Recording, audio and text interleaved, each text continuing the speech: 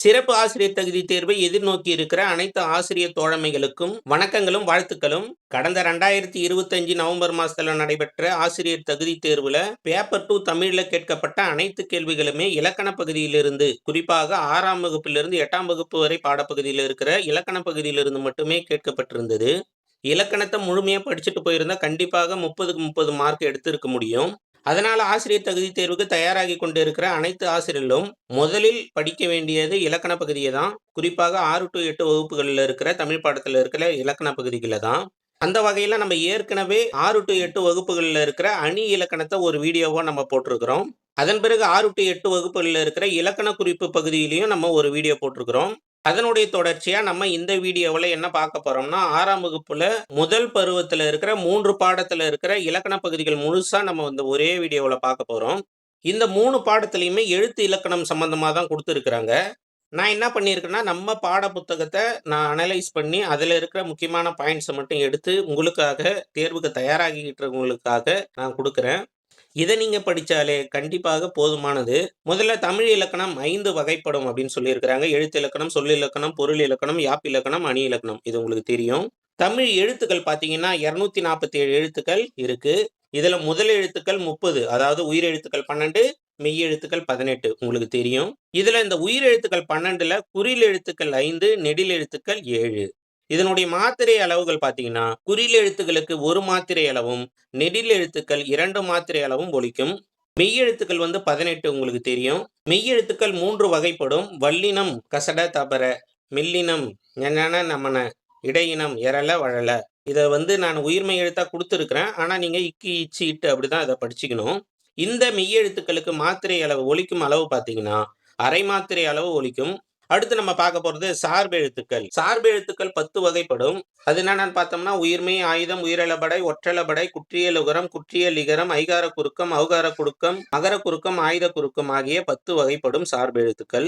இதுல முதலாவது நம்ம பார்க்க போறது உயிர்மெய் எழுத்துக்கள். உயிர்மெய் எழுத்துக்கள்னா என்ன? உயிரெழுத்துக்களும் மெய் எழுத்துக்களும் சேர்ந்து உருவாகின்ற புதிய எழுத்துக்களை தான் நம்ம உயிர்மெய் எழுத்துக்கள் அப்படின்னு சொல்றோம். அதாவது உயிரெழுத்து 12ம் மெய்யெழுத்து 18ம் இது ரெண்டுத்தையும் நீங்க பெருக்குனீங்கன்னா 216 எழுத்து வரும். இந்த உயிர்மெய் எழுத்துக்களும் பார்த்தீங்கன்னா குறில் எழுத்துக்கள் 1 மாத்திரை அளவும், நெடில் எழுத்துக்கள் 2 மாத்திரை அளவும் ஒலிக்கும்.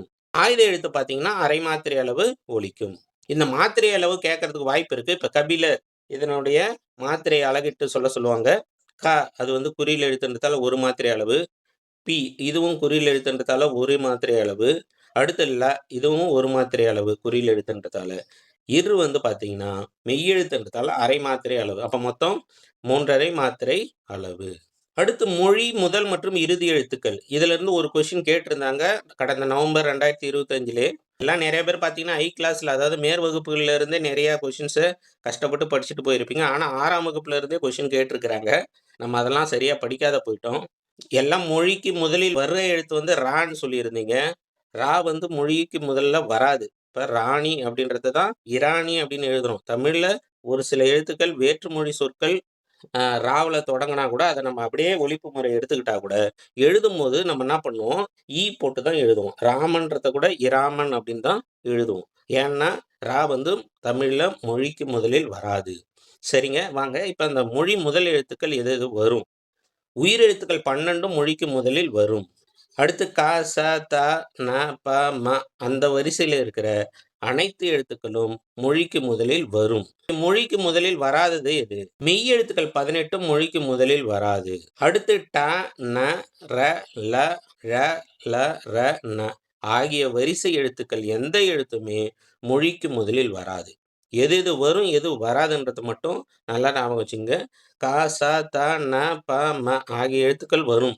ட, ந, ர, ல, ழ, ல, ர, ந ஆகிய எழுத்துக்கள் எந்த எழுத்துமே மொழிக்கு முதலில் வராது. அப்ப மீதி இருக்கிற எழுத்துக்கள்லாம் ஒரு சில எழுத்துக்கள் வரும், ஒரு சில எழுத்துக்கள் வராது அந்த வரிசையில. சரிங்களா? அடுத்து மொழி இறுதி எழுத்துக்கள். உயிர்மெய் எழுத்துக்கள் மொழி இறுதியில் வரும். இக்கு, இங்கு, இச்சு, இட்டு, இத்து, இப்பு, இற்று ஆகிய எழுத்துக்கள் வராது. மொழி இறுதியில் இந்த எழுத்தெல்லாம் வராது. மற்ற உயிர்மெய் எழுத்துக்கள் வரும். அடுத்து அளபெடையில் மட்டும்தான் உயிரெழுத்துக்கள் மொழி இறுதியில் வரும். இப்ப நம்ம திருக்குறள்ல பார்த்திருக்கிறோம். தழி அப்படின்னு இருக்கும். அதுல பார்த்தீங்கன்னா தழின்னு போட்டு அதுக்கப்புறம் ஒரு உயிர் எழுத்து வச்சிருப்பாங்க. அது வந்து அளபெடைன்னு சொல்லுவோம். அங்க மட்டும் தான் மொழி இறுதியில உயிர் எழுத்துக்கள் வரும்.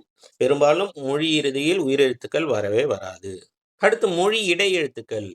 மெய் எழுத்துக்கள் இடையில் வரும். ஆயுத எழுத்து பார்த்தீங்கன்னா, முதல்லயும் வராது, இறுதியிலயும் வராது. இடையில மட்டும் தான் ஆயுத எழுத்து வரும். அடுத்து உயிர்மெய் எழுத்துக்கள் மொழி இடையில் வரும். அடுத்து உயிரெழுத்துக்கள் இடையில் வருமான்னு கேட்டா வராது. சரிங்களா? உயிரெழுத்துக்கள் முதலில் மட்டும் தான் வரும். இடையிலயோ, லாஸ்ட்லயோ வராது. அளபெடையில மட்டும் தான் இடையிலயோ அல்லது லாஸ்ட்லயோ வரும். சரிங்களா? இவ்வளோதாங்க இந்த வீடியோ. எழுத்துக்கள், எழுத்துக்களின் வகைகள், மொழி முதலில், இடையில், இறுதியில் வருகின்ற எழுத்துக்கள், வராத எழுத்துக்கள் ஆகியவற்றை நீங்க ஒரு சிம்பிளா ஞாபகம் வச்சுக்கங்க. நீங்க இந்த மாரி வீடியோவுக்கு குடுக்குற ஆதரவு தான் என்ன மாரி ஆட்களுக்கு மேற்கொண்டு வீடியோ செய்யறதுக்கு ஒரு ஊக்கமா அமையும்.